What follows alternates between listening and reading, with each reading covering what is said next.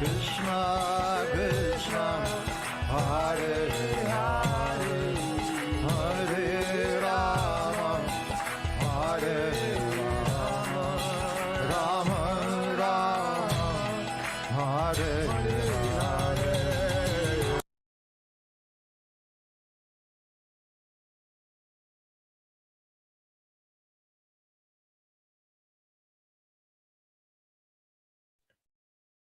Hare Krishna, dear devotees, please accept my humble obeisances always to Srila Prabhupada. I welcome all of you to His Holiness Candramauli Swami Maharaja's daily class.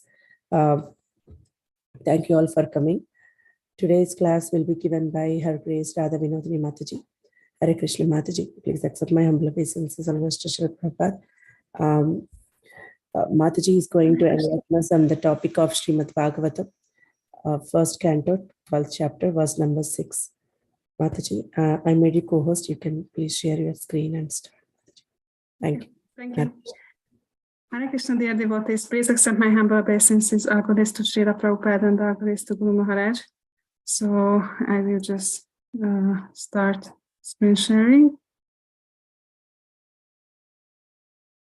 Okay.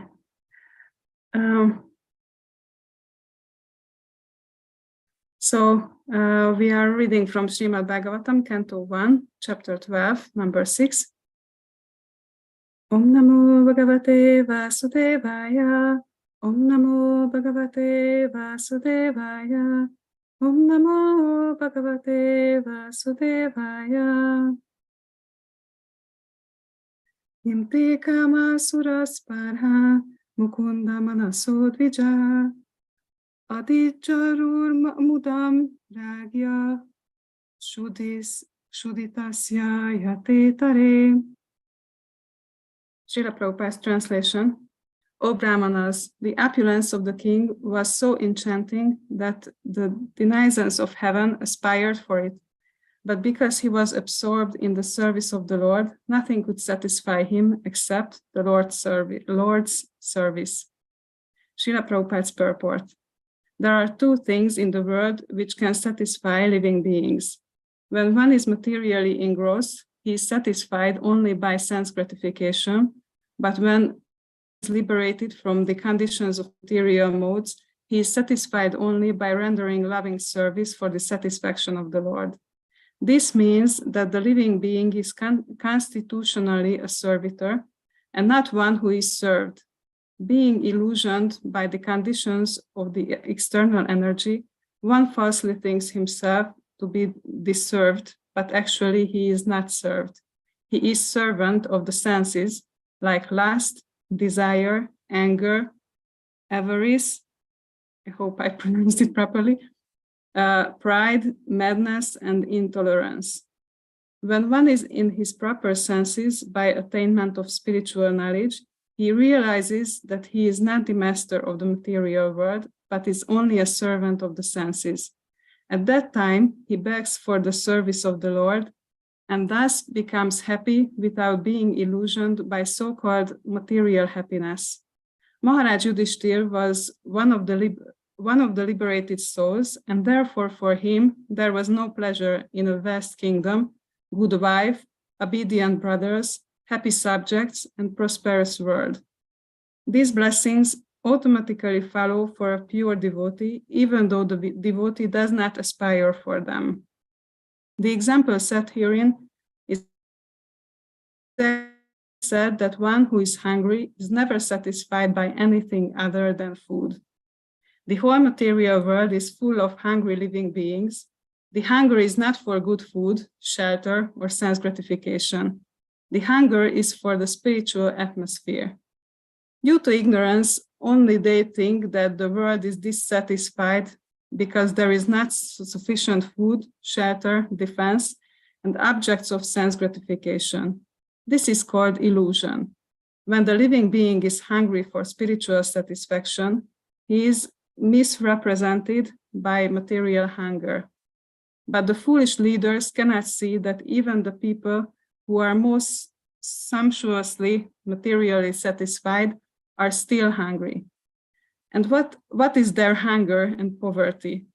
This hunger is actually for spiritual food, spiritual shelter, spiritual defense, and spiritual sense gratification.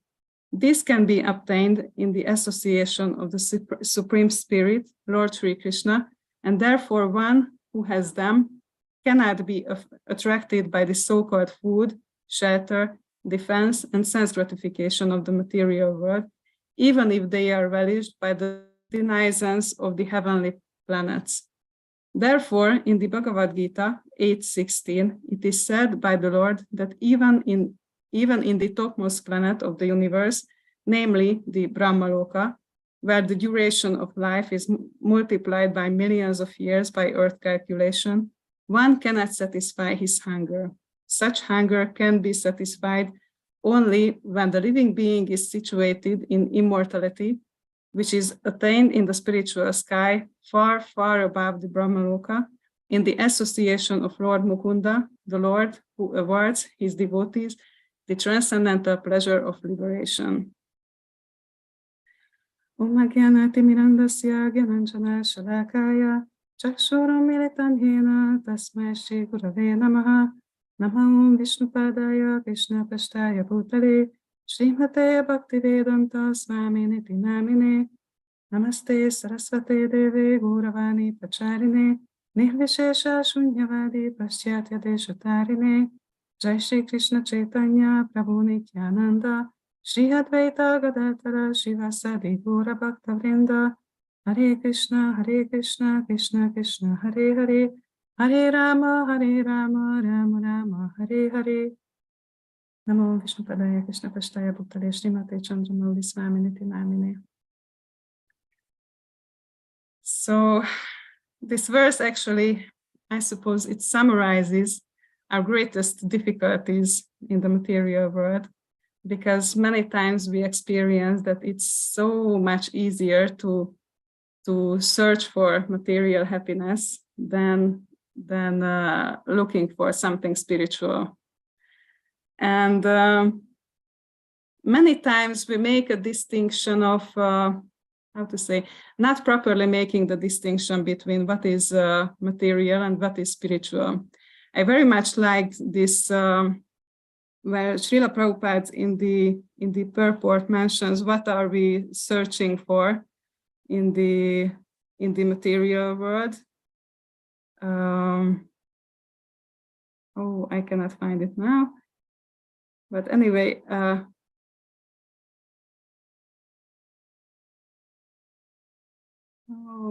So anyway, somewhere he wrote food, shelter, defense.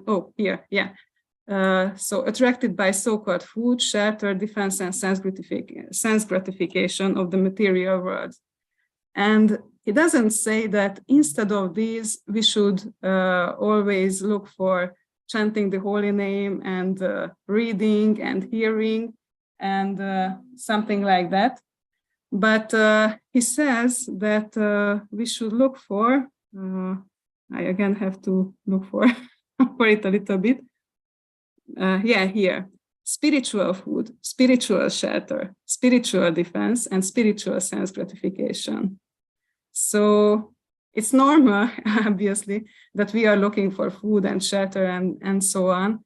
But the main point here is that we should connect all these with Krishna, because in that case, it won't be a bondage for us in the material world, but it will purify us. It will help us to strengthen our relationship with Krishna. And so when we are looking for something pleasing in the material world, usually we are looking for food, like relationships, family relationships, friends, lovers. We are looking for, movies or hearing other stories. We are looking for sports, sexual life, music, and so on. So there are so many different kind of things which can divert our attention from Krishna. And when we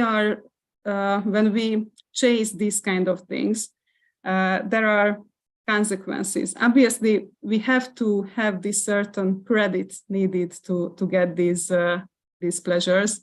Like we have to have the necessary karma, because if we don't have the karma, we don't deserve these sense gratifications, then we won't get these. So there has to be some kind of effort put into it in order for us to get these pleasures. But also, these pleasures will have some cost, some consequences in the future.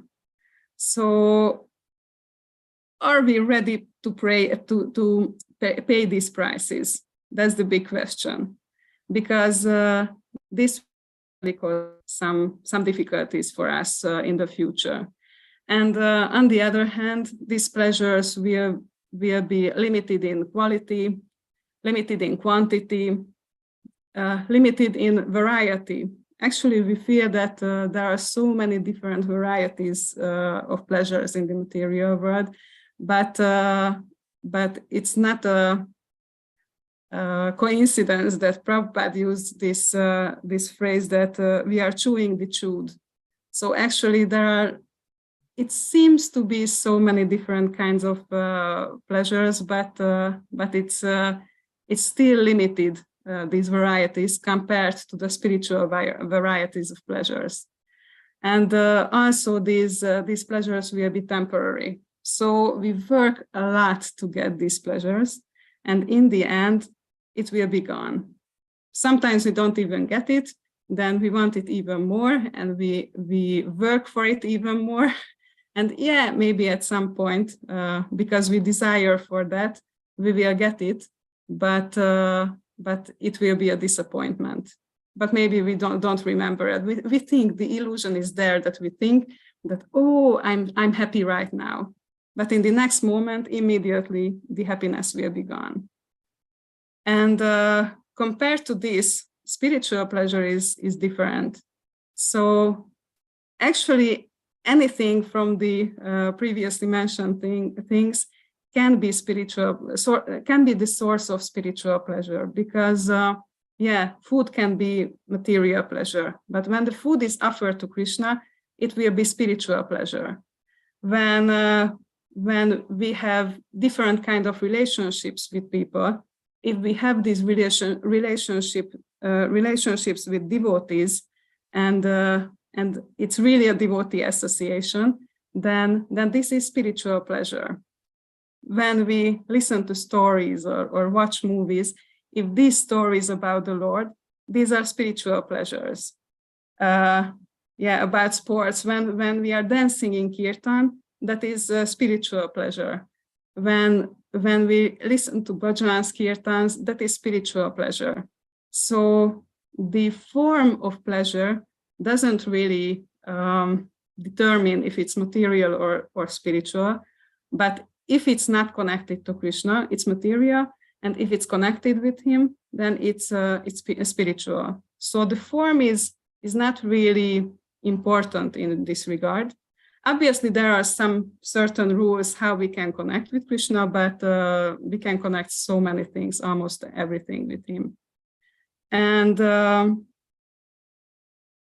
so we mentioned that material pleasures are dependent on the circumstances, which I meant by dependent on karma. So bhakti, what is spiritual, is not dependent on the circumstances. So whatever situation we are in, we can connect things with Krishna. So one of the worst situations ever was, for example, Prahlad Maharaj's situation, when he had a very, very powerful demon father. And imagine practicing Krishna consciousness in that kind of situation. But he could do it. So other people may be blind or any other certain situations, like no financial safety or something like that. And maybe we should look for some different form of practicing Krishna consciousness. We should look for some other ways of spiritual pleasures. But obviously, in every situation, we can get some kind of spiritual pleasure. We can find service because bhakti doesn't depend on anything material. And the nature of spiritual pleasures is that it's forever increasing. It's not limited in time, not limited in quantity, not limited in quality, not limited in varieties. Spiritual pleasures are unlimited in every possible way. So in every sense, spiritual pleasures are much better choice than material pleasures. But what is the problem? Because now it seems that, okay, then we should choose always spiritual pleasures, but why don't we do it? Because still many times we don't do it. We choose the material. And our problem is that many times we don't feel this unlimited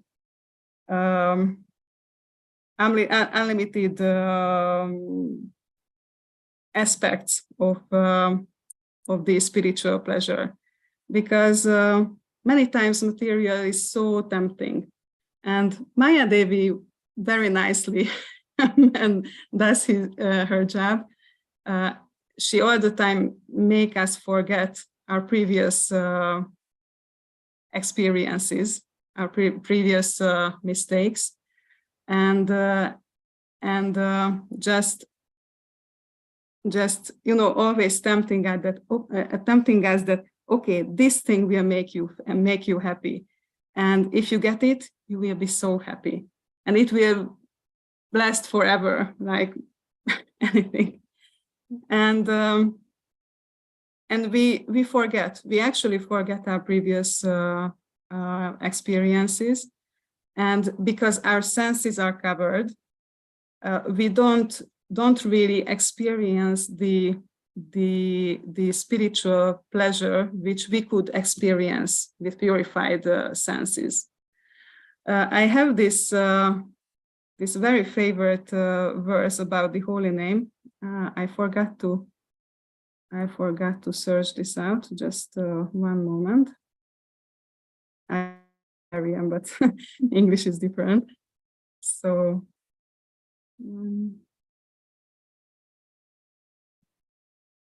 yeah. So Rupa Goswami says this about the holy name. I do not know how much nectar the two syllables Krishna have produced. When the holy name of Krishna is chanted, it appears to dance within the mouth. We then desire many mouths. When that name enters the holes of the ears, we desire many millions of ears. And when the holy name dances in the courtyard of the heart, it conquers the activities of the mind, and therefore all the senses become inert. So it's such a beautiful description of how the holy name, how the chanting of the holy name pleases the senses, because it pleases the soul. And if we purify ourselves, we can experience this. And actually, we experience something little of this, even in our conditioned state. So we have to grab this experience and endeavor for this experience again and again, in order to not to forget that this is more enjoyable than material pleasures. And some other verses which I just yesterday I listened to one of the classes of Indradyumna Maharaj, and this class was about the smile of Srimati Radharani. Imagine just 30 minutes he was speaking about the amazing effects and the amazing beauty of Srimati Radharani's smile. And he quoted a few parts like, the desire vine of Hari's qualities grows in the garden of Radha's heart, and the flowers in the form of her smile. So it's such a beautiful description about something spiritual, how attractive this is. Just imagine the smile of Srimati Radharani. But another one, the soothing effect of her cooling smile, the moonlight of her face, shames the material moon in this universe and transforms Krishna day by day into an increasingly thirsty chakora bird. Mataji, sorry to interrupt you. If you are reading from somewhere, we can't see that screen. Yeah, because it's just my Hungarian notes, but Okay, got it. Yeah, no okay, problem. I will share it. There will be some Hungarian stuff too, but anyway.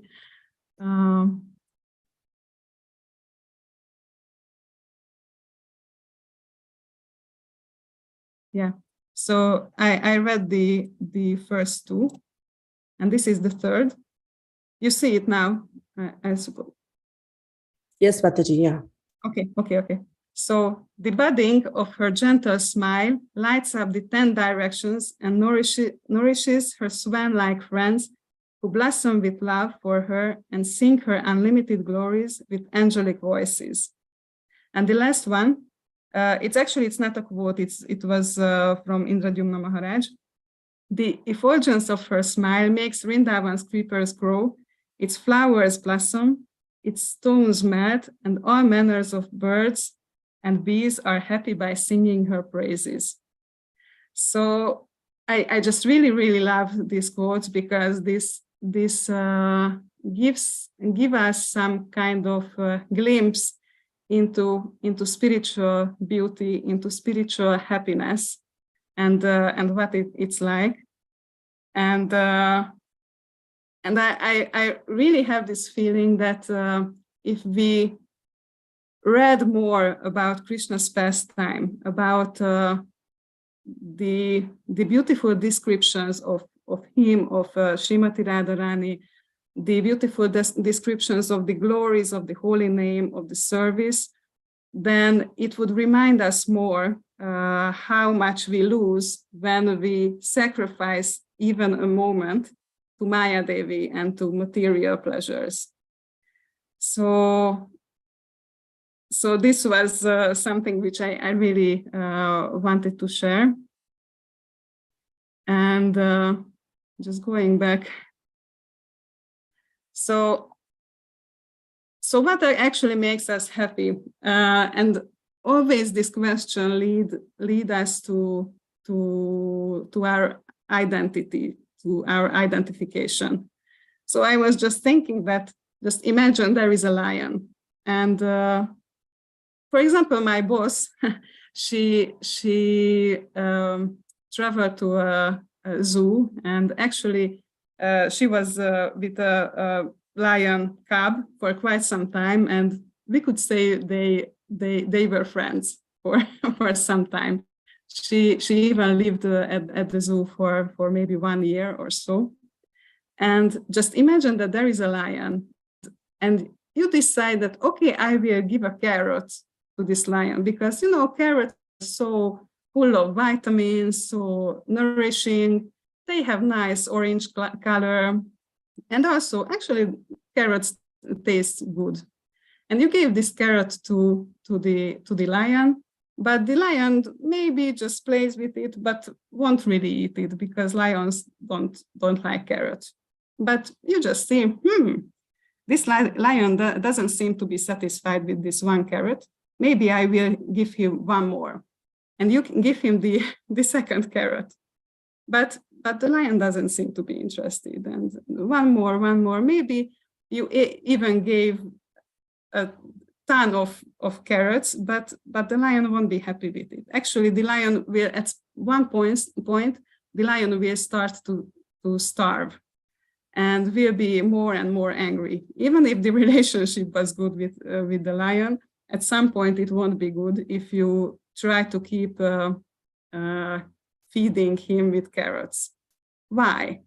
Because the nature of the lion is that the lion doesn't eat carrots, and it won't be nourished by carrots. It won't please its senses, because maybe the carrot is pleasing for you and for me, but it's not pleasing for the lion, because the lion has a different kind of nature. So it won't be happy with 1 ton of carrots, 2 tons of carrots, and even with 3 tons of carrots. So we really have to pay attention what is our real identity, because that will define how we can be happy. So we have a certain type of identification based on our gross body. Because, yeah, I'm young, or I'm old, I'm a woman, I'm a man, or I'm Hungarian, maybe you are English or Indian or from other countries. For example, I am a computer programmer, but someone else is a doctor, someone is a teacher. And these are different kind of identities based on the gross body.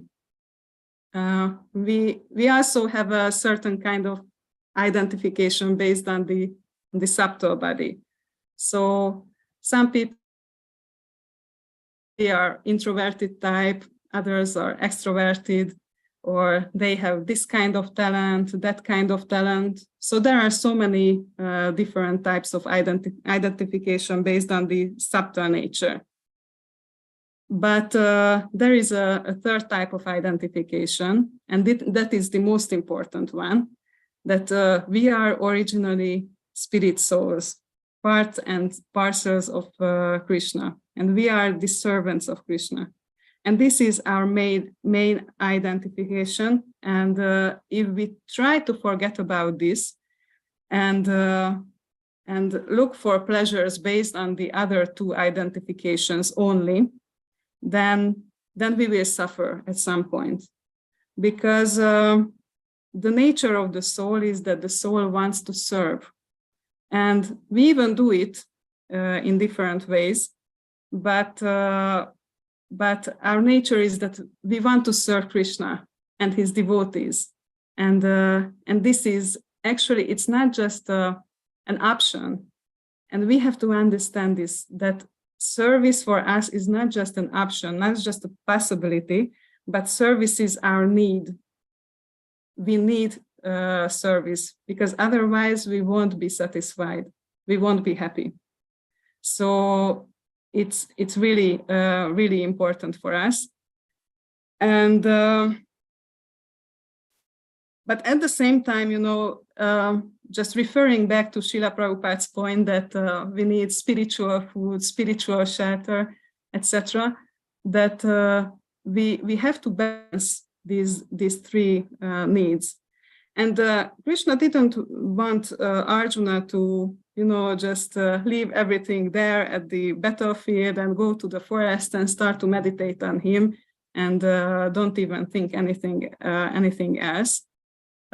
He wanted Arjuna to use his material body, material identities in his service.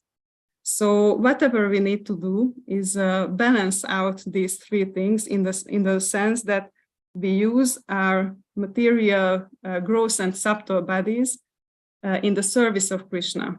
And that way it will work out properly.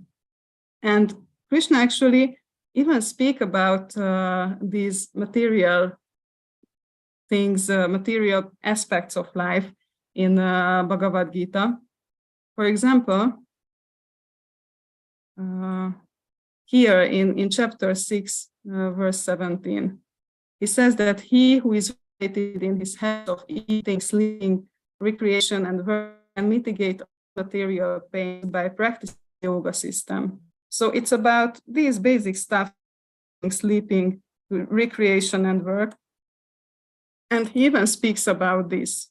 Or if we go to the next part, here in chapter 17, starting from text 8, he speaks about food, what kind of food we should eat, what is in the mode of goodness, what is in the mode of passion, what is in the mode of ignorance, because these things are also important aspects of our life. So he also speaks about this. And but not just about these gross level type of activities, but he also speaks about even a man of knowledge acts according to his own nature, for everyone follows the nature he has.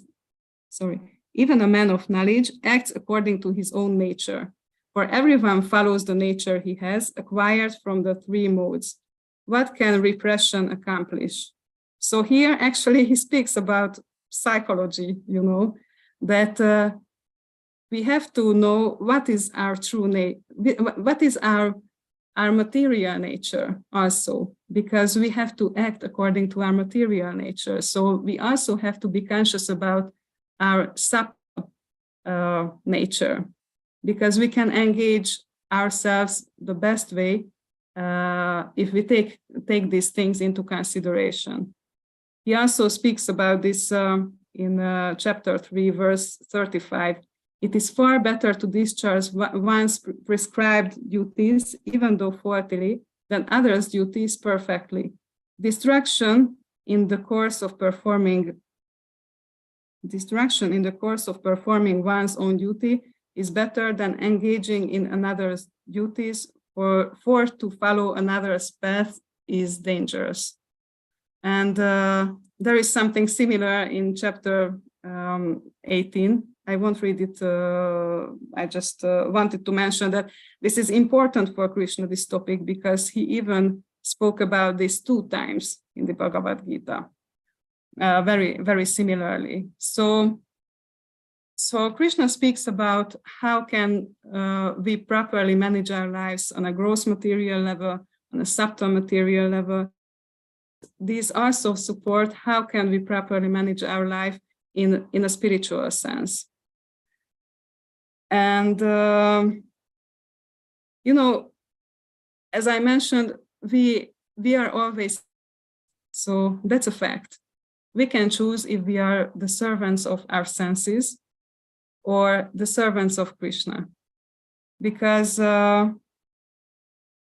just remember lately I had this experience that how much I wanted to please someone with and maybe, not maybe, I'm really, really sure that each and every one of you experienced this thing, that when you love someone and you have an idea of, ooh, he or she would really like this stuff as a present, and I try to get it for her, for him, buy it or make it, and you know, you just wrap the present nicely for it to be as nice as possible, and it really make us happy when we are in this kind of meditation. So this is really the core of our nature, to please others. But sometimes we just decide that, oh, I just want to please my senses. And actually, in that case, we are slaves of our senses, but we are not the servants of our senses, but the slaves of our senses. And that's the problem. And we think that the problem is that we think that we are the controllers, and the senses serve us, but it's just the other way around. I will share something. This will be just some funny pictures, actually, but very. Sometimes, you know, they say that that a picture worth 1,000 words. And I found this picture on internet. There will be 2 more. So sometimes materialist people say that, oh, we have this kind of rule, that kind of rule, and religion and your faith that just controls you. But here we can see how many different kinds of things control them. And whenever someone says that, oh, poor you cannot drink alcohol, you cannot have a sex life, you cannot have cigarettes and stuff. But when we ask them to, okay, I cannot choose. You say that I cannot choose, but can you choose if you want to drink alcohol or not? Try that for 1 month. You don't drink any alcohol, or 2 months, or 3 months. Can you do it? So that will show who can really choose freely, because it's not those who think who are in control. Actually, the devotees have the control, because we can drink alcohol whenever we want. We just choose not to do it. Also, this other picture is very nicely shows that, yeah, the fridge is full, the bookshelf is full, and everything is full, but nothing to eat, nothing to read, nothing to wear, because because we are just not satisfied with whatever quantity and quality we get in the material sense. This also very nicely described, very properly describes material world. And this is the last picture. And this actually shows our attitude. So when we want to connect with Krishna in some way, so sometimes too young to think of God, too satisfied to think of God, too happy to think of God, too tired to think of God, too busy to think of God. And at some point there will come a time when it will be too late to think of God. So it's a nice wake up alarm, I would say, these pictures.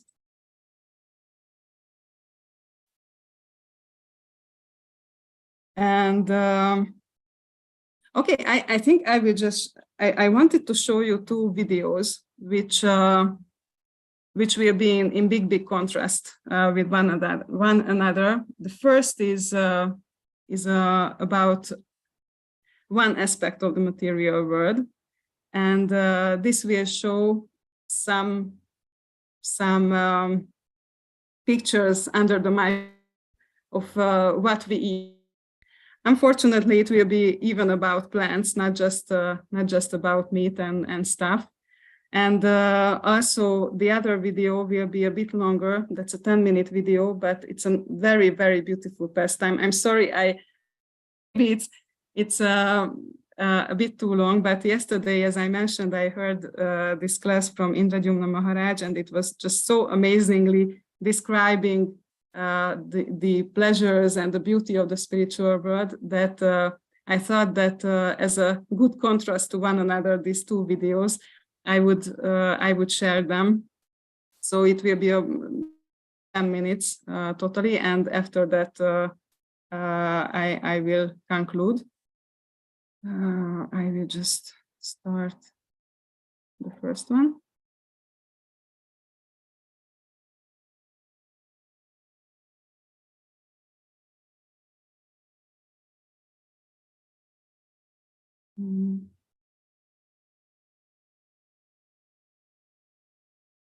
Okay, so what's it about? What we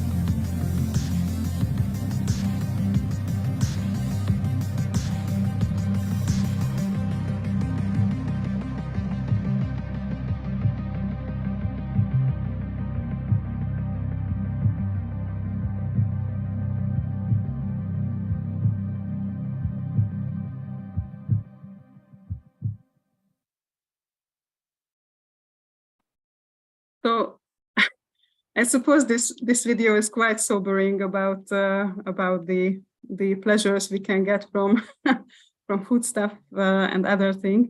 So let's just jump to the spiritual pleasures, and I would like to show you this part of this class from Indradyumna Maharaj, and then I will conclude. Just one moment.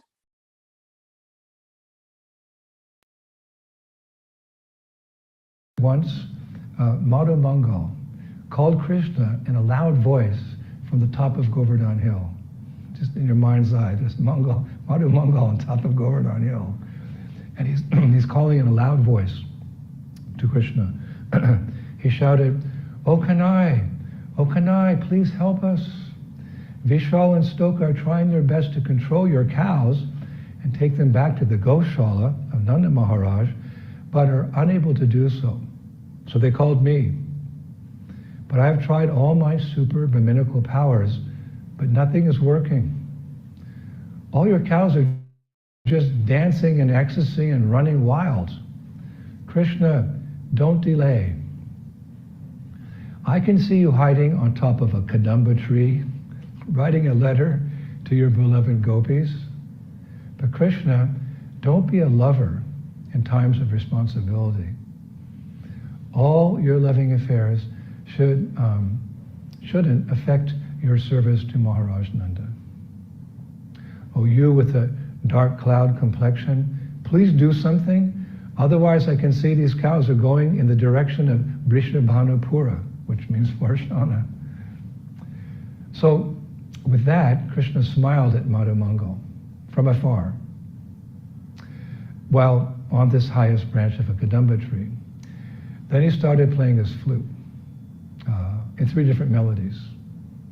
And suddenly all the cows who were running wildly everywhere, they stopped. And what did they do? They simply stared at Krishna in the tree. It's described like a person stares at a beautiful painting. Like, whoa. So they all gathered together like bees, another description, surrounding a lotus flower as it opens. So Krishna jumped from the top of that tree and onto the ground. And then he just started walking in front of the cows towards Nandagram, with Madhu Mangal on one side and the cowherd boys Vishal and Stoka on the other side. Now, far away in Nandagram, Mother Yasoda was ecstatic, seeing Krishna coming back home from a great distance. So she immediately ordered her maidservants, "Dear gopis, please spread spring in Vrindavan." I like that. "Please spread spring in Vrindavan for welcoming my Krishna. Tell Indra to send his Aryavata elephant to sprinkle nectar on the ground. There should be roses blossoming for Krishna all the way home. And make sure bliss is residing everywhere." Make sure bliss is residing everywhere. All glories to Vrindavan. So,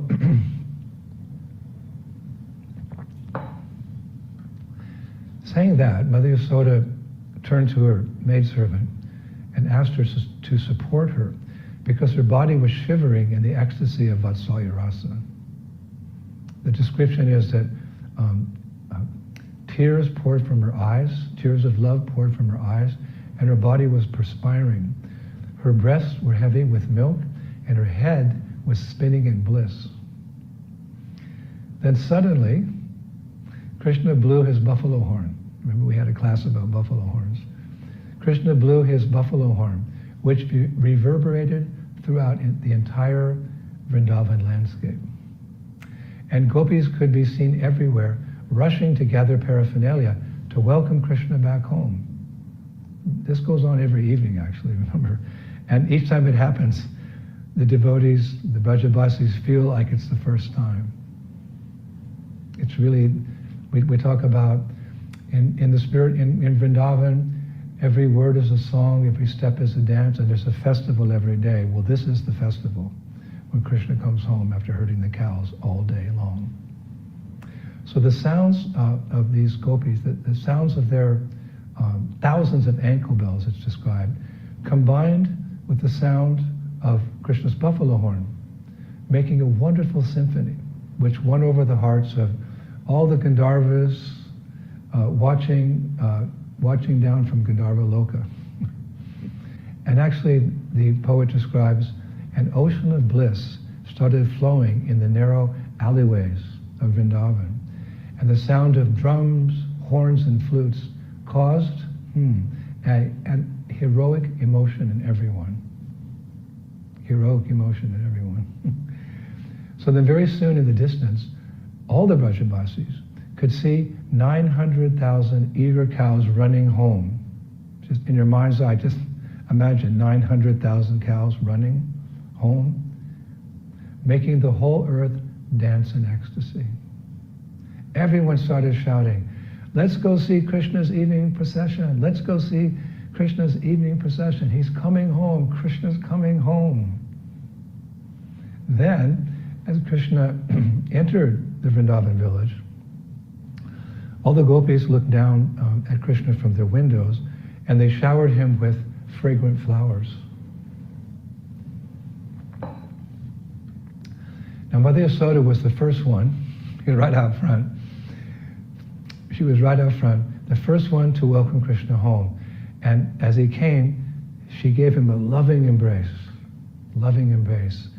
And she said to him, "Oh, my dear son, now please take this golden bucket. It's newly made and embedded with gems and minerals. Please take it and now milk your favorite cows." So what? Why? So that I can make bubbles for you out of milk. Wow. So that I can make bubbles for you out of milk. The mysteries of Vrindavan. So Krishna, he became very excited. And kissing his mother's cheek, he ran with that golden bucket to the Gosal for the, how could you say, the evening milking of the cows. And upon reaching the Gosal, he sat down and started preparing for milking. When suddenly he saw Sri Radha, who was on her way to visit Mother Yasoda, passing by. So tightening his waist belt, adjusting his turban, he stood up and he walked a few steps towards her. But while standing before one another, Radha and Krishna were unable to speak because of the presence of their elders. Instead, they started talking with their eyes. Now, Krishna wanted to embrace Sri Radha, but instead he held Subalsaka tightly for a long time because, well, the elders were there, while looking into the eyes of Sri Radha. And while Krishna gazed at her, Sri Radha showed her, the poet says, her first smile. Then Krishna, because he couldn't actually embrace Radha because the elders are there, he kissed the cheek of Subal while looking into Sri Radha's eyes. Now, with that, Radha responded with a second smile. Then Krishna said, my dear Subal, just look at this beautiful smile of Sri Radha. Because of it, I'm losing all power in my arms. I'm losing all the power in my arms. I'm supposed to milk the cows. Please help me to remember my duties. So then Subal handed Krishna the golden bucket. But unable to remove his eyes from Sri Radha's smile, Krishna sat with it while reaching out for the udder of a cow. He was unable to remove his eyes from Radha's smile. So he sat with that bucket, and reached out for the udder of a cow. But as he started milking, no milk was coming. Then suddenly Mother Yasoda, she arrived at the Goshala, anxious that Krishna was taking too long to milk the cows. So there she saw Sri Radha smiling at Krishna with all her love, and Krishna lost in the beauty of Radha's smile, was trying to milk a bull. He was lost in the beauty of Radha's smile. Therefore, he was trying to milk a bull. So smiling, a lot of smiles here, smiling, Yasoda clapped in front of Krishna's eyes, and turning to Sri Radha, she said, "Oh, beautiful Radha, come with me now, and let Krishna continue to milk this bull." So seeing this fun, all the cowherd boys and cowherd girls who were gathered there, they started laughing as the divine couple continued smiling at each other, looking in each other's eyes and smiling. So Sri Rama Rai says, it's really nice, "I sacrifice all my desires for the smile of Sri Radha, which makes the Lord forget his duties and causes the three worlds to dance in ecstasy." Our thanks to that poet. Okay, so this was the pastime. Sorry, maybe it would be better if I told it, but actually I wouldn't be able to say it so nicely. So, but it was very nicely said that the residents of Vrindavan felt this festival like, like it's the first time, and it's the nature of spiritual happiness. And on the contrast, in material life, it's like chewing the chewed. So that's the great difference between the two. One of the great differences. So I finished. So if you think we can open up for discussion. Thank you, Mataji. Thank you so much. A very nice presentation. And finally, it's icing on the cake, the Maharaja's short video. So it was very lovely to hear from Maharaj about the Krishna's pastimes. And the whole purport now makes sense after hearing this video clip. After this, hearing the pastimes of Krishna, Radha, and all his friends along with his cows, because it definitely gives us spiritual pleasure hearing Krishna Katha. And yeah, definitely, Mataji. Thank you so much. Dear devotees, any questions or comments you have, you can please go ahead.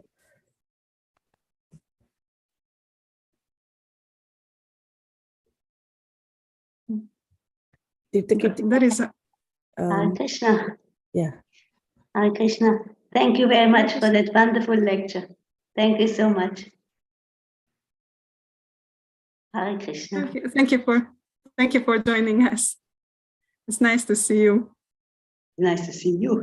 Thank you so much. Thank you, Mataji. Sridevi Mataji, you want to go ahead? Yeah, I want to thank Radha Vinodini for this wonderful ecstatic video clip of Maharaj, talking about Sri Radha's smile and Krishna milking the bull and everyone having a good laugh. From Maharaj's talk, you're actually transported into Vrindavan. I felt I was actually there watching like a movie, So I was just up in the whole pastime, and then when he finished, I was like, oh wow, it's over. I wish it could go on for another 15 minutes like that.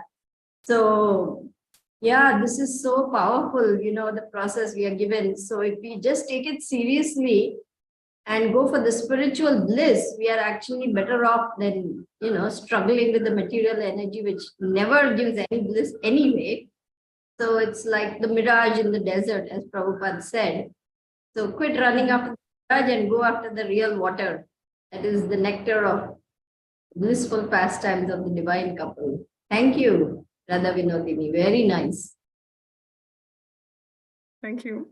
Actually, it's the glories of Indradyumna Maharaj. So, yeah.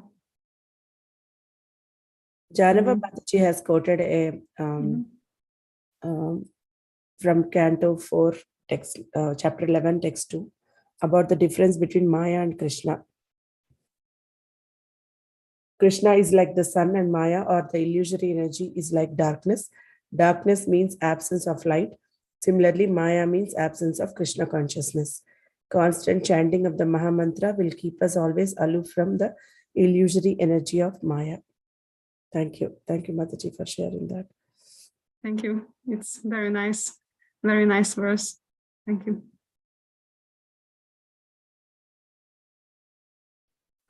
So, dear devotees, yes, Mataji, Revati Mataji. Yeah, thank you, Mataji. I don't have any specific questions, but thank you for this very wonderful class, explaining us like a spiritual pleasure and the material pleasure. So true, like, whenever we are engaged in the spiritual activities, we feel very happiness, and we can see, like, as soon as we get to material things, we get attached to the modes and all that, we struggle. And thank you for the beautiful video. It's like really it took us to Vrindavan, the beautiful pastimes of Radha and Krishna. Thank you, Mataji. Thank you so much. Yeah. So just like, even though we are engaged in spiritual activities, we are not experiencing the full bliss because of our conditioning, right, Mataji? Even though we are engaged in, like, we go to programs, because still we are, like, not completely purified. We are not getting that complete bliss and happiness. So we need more purification to be done, so to experience that full pleasure and bliss and happiness. Yeah, it's one thing is purification, but on the other hand, I remember once, I don't remember when, but Bhuta Bhavana Prabhu spoke about that it's our responsibility to always look for the ways how we can make our spiritual life fresh. So that, sometimes after some years, we think that, it's the same again and again, and it becomes a ritual and a bit dry. And we are responsible for that, to look for ways how we can just revive our enthusiasm. Because, in the Nectar of Instructions, we can read about how important it is to be enthusiastic in our spiritual practices. And if it's not there, then it's some kind of problem there, and we have to work on it. So we actually have to look for spiritual taste, because it's not like, I'm conditioned, my senses are covered, so anyway, I won't be able to feel spiritual happiness. So it's not like that. We can feel spiritual happiness, not in quantity and quality, maybe not the same extent than pure devotees, but we can get a part of it. But we have to look for that, and it's really important.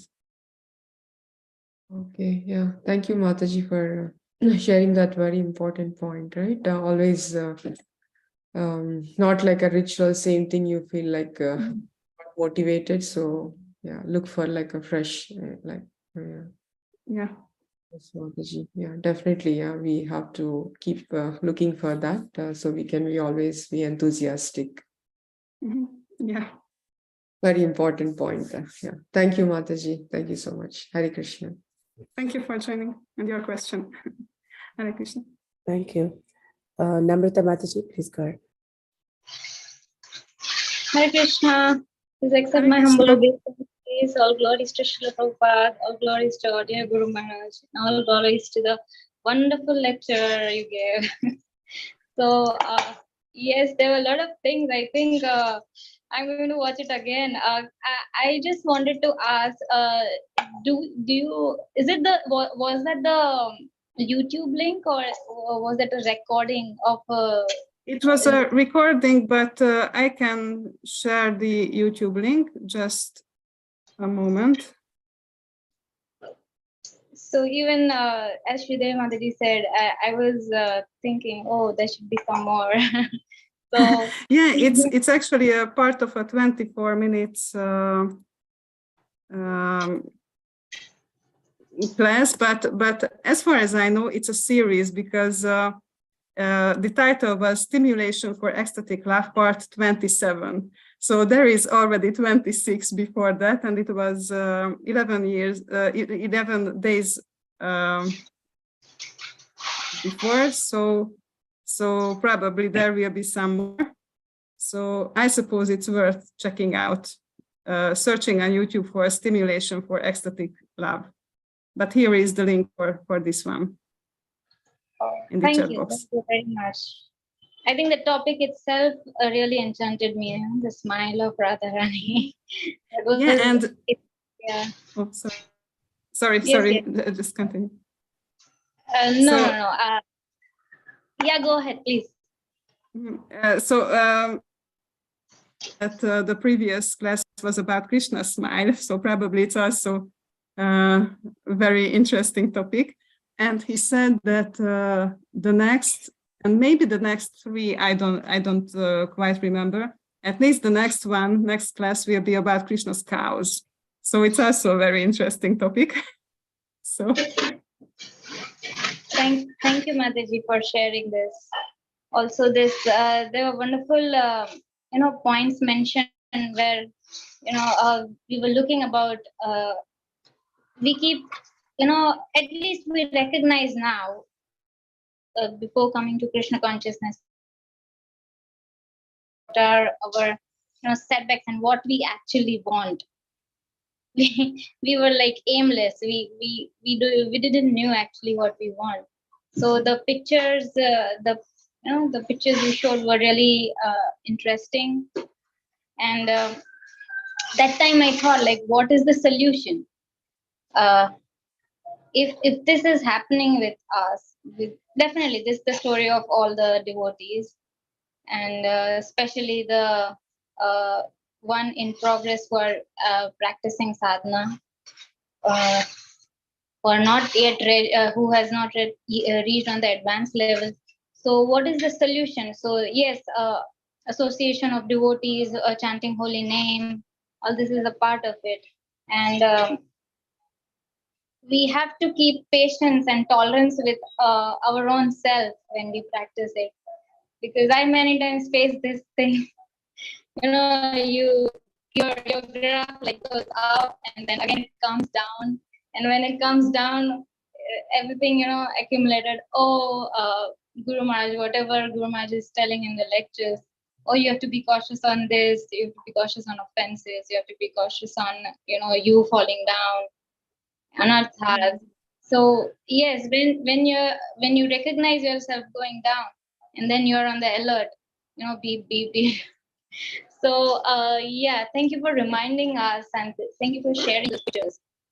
It is a constant like a war within ourselves. So yeah. Thank you. Yeah, it's interesting what you said, because lately I thought I tried to switch my how I look at these things, because in some sense it's a war. It's a war with our minds. It's a war with the material world around us. But at the same time, I feel that this is also like an adventure, and that's a different aspect of things. And I always remember once a few years ago I had a discussion with Vishnu Priya, and at that point she said that when I think back what kind of things and how many things happened to me in the past 7 years, I cannot wait what will come in the next 7 years. And for me it was so eye-opening that yeah, this is actually not a struggle, it's an adventure. Oh, how different it is. and for me it's much more inspiring to adventure than to have some kind of struggle, so for me it was really, really great help, this approach. And actually we can have this adventure because lately I started to watch Shivanand Maharaj had a seminar 3 years ago about surrender. And surrender for me always meant that, oh yeah, I have to do something which I don't want to do, but someone wants me to do, and I have to surrender. And despite all my will, I have to do this, which I really, really don't want to do. And then I watched the second or the third class of this series, and Maharaj emphasized that from all the 6 symptoms of surrender is the main symptom is that we have full trust that Krishna protects us from every kind of difficulties. And then I realized that, oh, what a different kind of approach this is of surrender, because this is, in this sense, surrender means that, oh, I have a loving Father who protects me from everything. And I don't have to be afraid. I don't have to fear what will happen tomorrow, or this situation will happen, or that situation will happen, because I can have full faith that whatever happens is his protection, specially prepared for me. And it was a really, really great help. And at that point, I was sitting in front of my computer and was thinking, I was in an uncertainty. And it was difficult especially for the Mataji mind. You can imagine that this is difficult when something is uncertain. And then I realized that, wow, me listening to this class about surrender is much, much more important than the certain situation which was bothering me. This thing will happen or that thing will happen. To some sense, it affects the material part of my life, but it's much more important that now I'm learning something about surrender, and I will carry this with myself on a much more long term. And yeah, for me, it was really such an amazing experience. Just one class, and it was really, really eye-opening. Yes, I can understand. Sometimes, even one statement, strikes you so hard. Or sometimes even one class strikes you so hard. So, Yeah. You're looking for something and, oh yes, this is what I was thinking of. This is what is the answer I was, searching for. So yeah, I can understand. Thank you. Thank you for this. Thank you. Hare Krishna. Hare Krishna.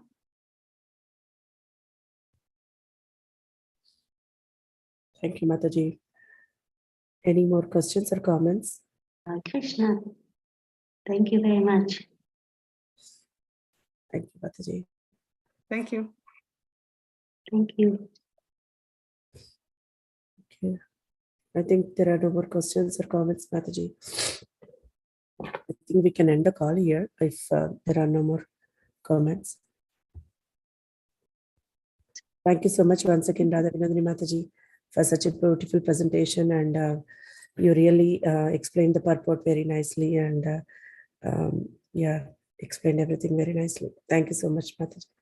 Yeah, we wish to have more classes of you, Mataji. Please come on the call whenever it's possible. Thank you. Thank More you so much. spiritual bliss from Radha Vinodini is always welcome. Yes.